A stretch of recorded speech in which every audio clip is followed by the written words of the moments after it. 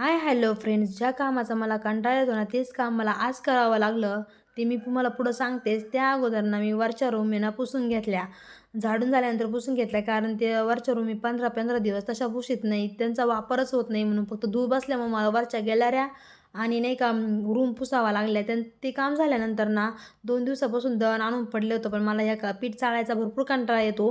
पण तरी मला ते आज करावंच लागलं. पीठ चाळायचं होईपर्यंत अक्का बोलल्या ना, मी ना आज घराजवळचं गवत काढून घेते, कारण की गवतामुळे भरपूर मच्छर झालते. अक्काचं चालू होतं गवत काढायचं काम.